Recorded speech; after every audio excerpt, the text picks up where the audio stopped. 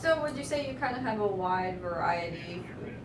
Do you see a lot of drug issues as well? Oh yeah, I mean, I think it would be easy to say, and we have looked at this, 4 years ago, that about 80% of the people that are incarcerated are here, not maybe directly charged with a drug violation, but the crime they committed was because of their drug addiction. So about 80% of the people that are incarcerated is of a result of drugs, as a result of drugs.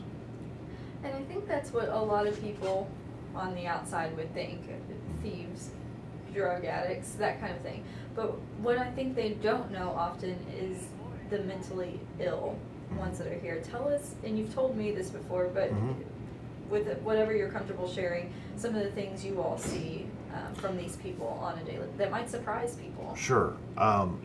This is a huge problem, not just locally but nationwide.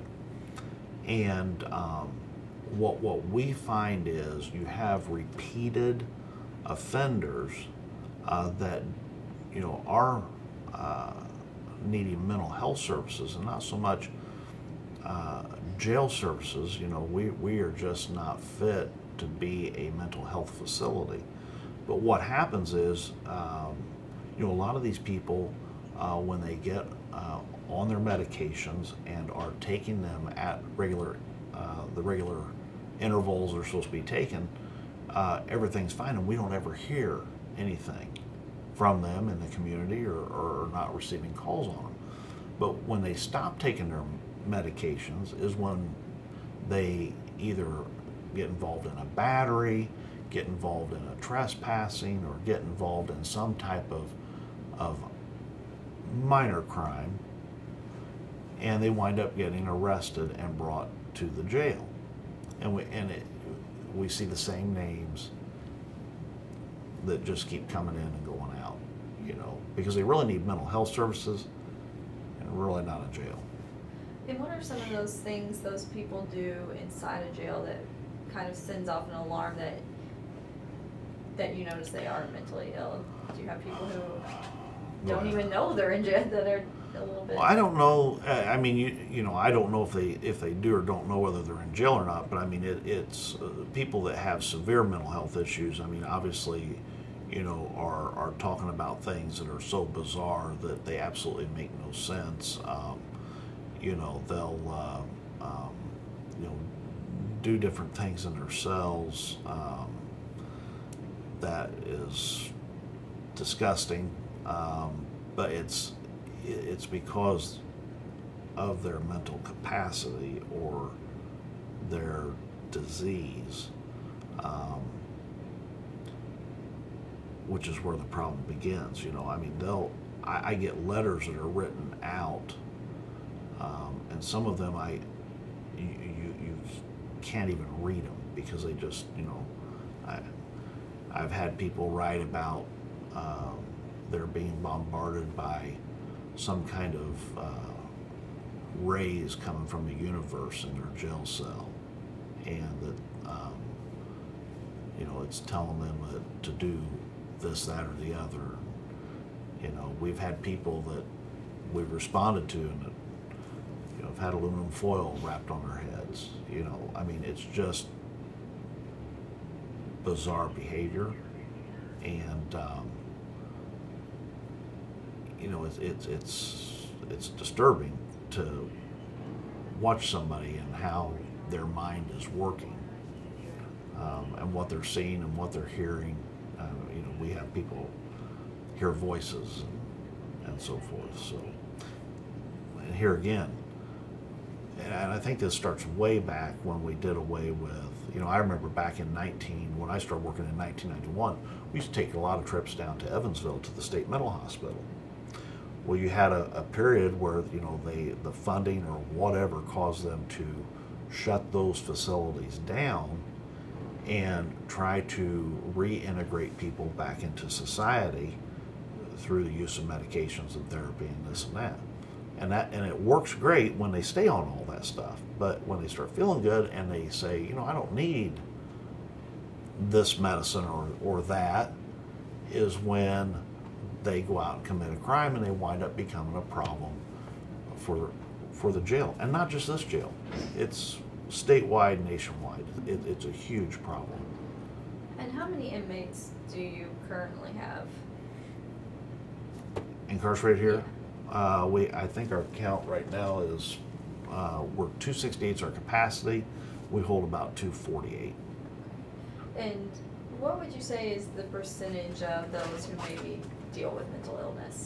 I mean, those that are apparent, which are the ones that I obviously can pick up on that have a mental illness because it is so bizarre. I mean, I would say you're probably talking of those people, probably, maybe 2% of our population that are way out there, but those people that need mental health services is probably far greater than that. And you kind of talked a little bit about being ill-equipped to kind of handle that. What are the problems that causes when you do have those that are mentally ill? Well, I mean, obviously, if somebody is, displays this crazy behavior or whatever, you cannot put them in the general population, which creates a huge issue for us. We just don't have the facilities to house them, basically to protect themselves and from being attacked by maybe other inmates, because just like when they're out on the street, the reason it probably brought them here was probably something with another person. Well, you can't blend them with the general population. You have to really monitor them closely. You're in more tight quarters. Well, yeah, you're in more tight quarters, and you're talking 24 people, or at a minimum, in a very close quarters. So somebody that may have some anxiety issues with claustrophobia, let's say, this is not the place. So, and we do offer mental health evaluations and services, and we utilize Hamilton Center. We utilize Regional Hospital. But it is just really a labor-intensive and management issue when we have several. We have to try and put them somewhere in the facility to keep them safe, is what the issue is. I do know, that they use different medications, and a lot of that, some of that psychotropic medicine can be very expensive. We do, I know that our medical staff tries alternative, generic medicines and stuff before we really get into the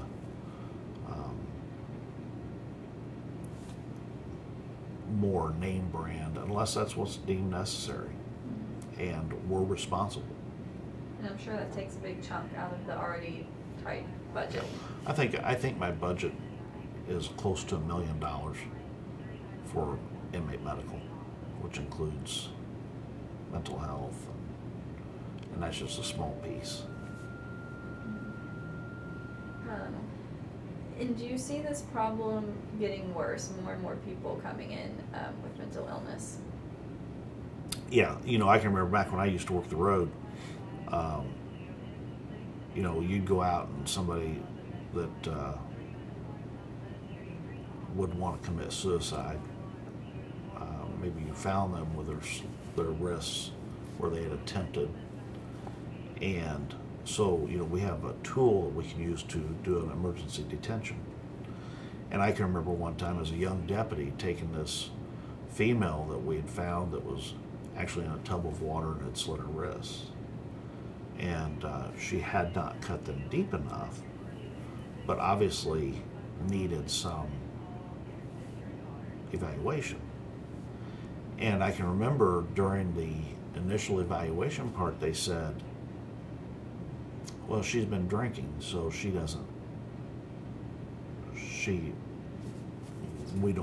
can't take her.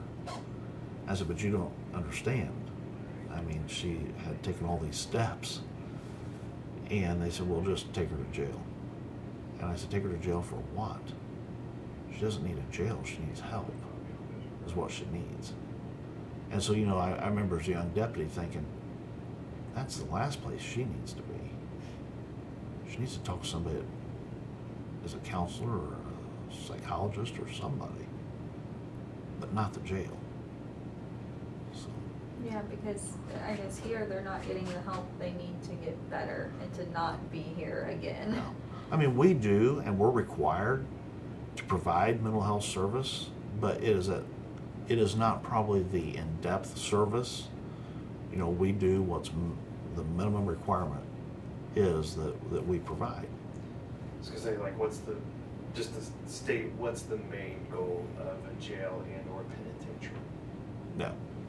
And there's a big difference between both of those. I mean, you know, a jail, we're a temporary hold, although it doesn't seem like that. You know, we have to provide,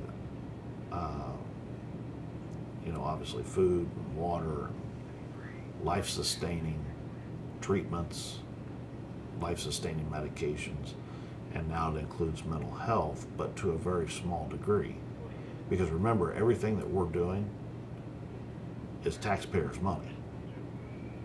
But we've got to do it, and we've got to do it in a way where it's not cruel and inhumane.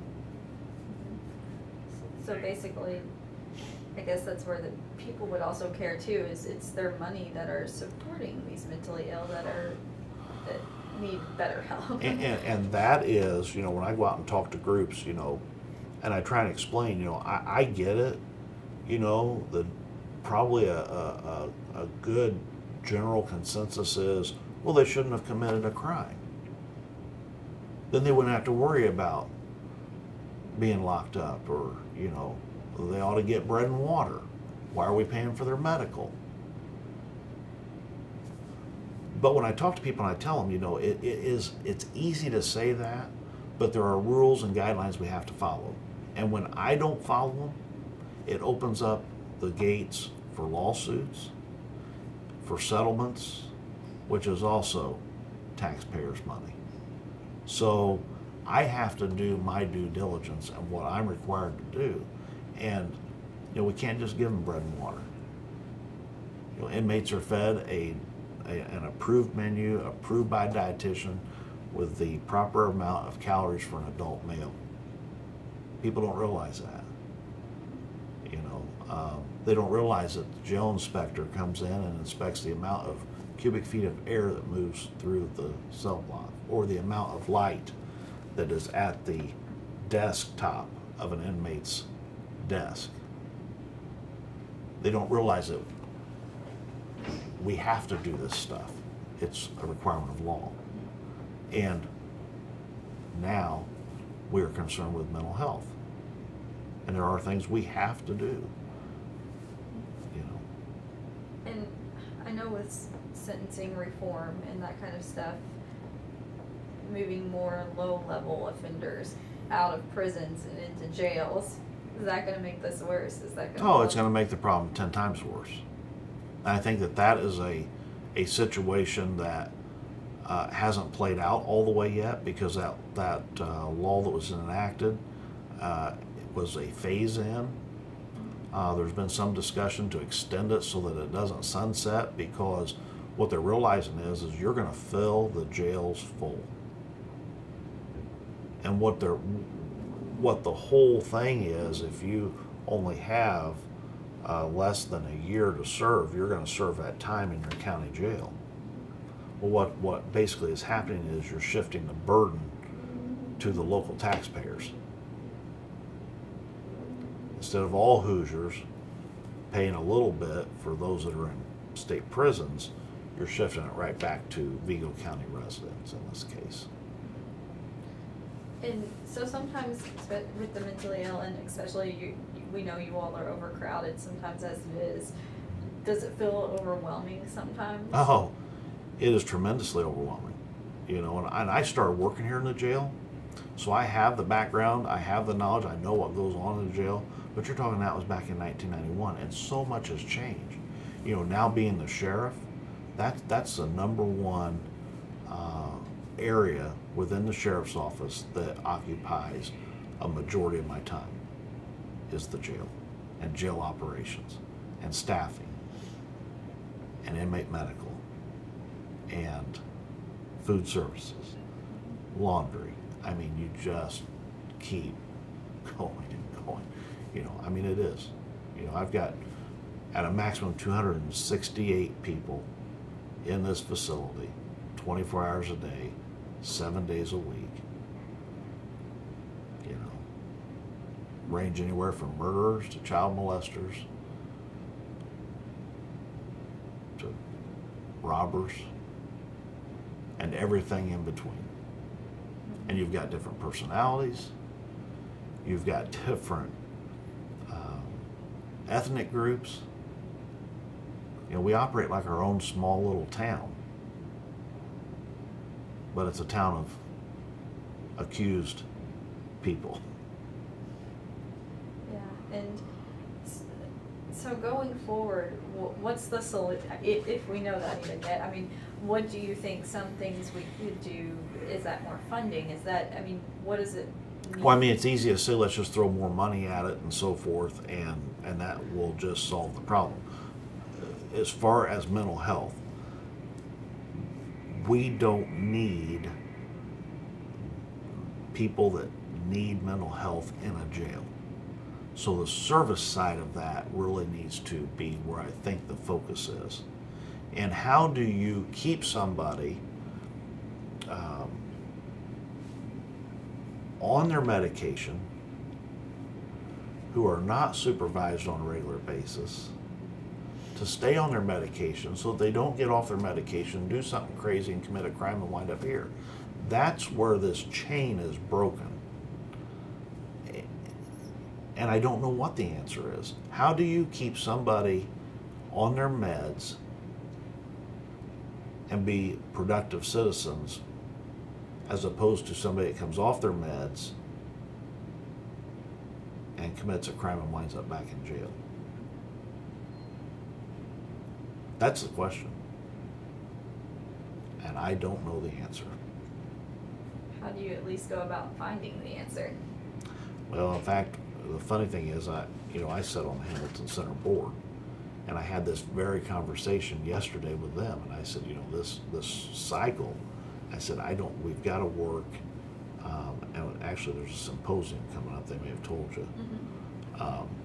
I think it's next Friday or something like that, is to try and sit down and try and discuss this all the way out from the service side of things to the law enforcement side of things to the custody side of things, because I don't know, is the answer to reevaluate the closing of all the mental health the mental health hospitals? I don't know. So hopefully, we can put our heads together and try and come up with some kind of remedy. Otherwise, they're going to commit crimes, and they're going to be arrested, and they're going to be brought to jail, and then we have to deal with them. All talk about this. Every sheriff in the state is dealing with the same problem. And, we're just one piece of this puzzle. And, you're not going to not arrest somebody that's committed a crime, especially if you're battering people. You're not going to not bring them to jail. But here again, what is the answer? I wish I had it.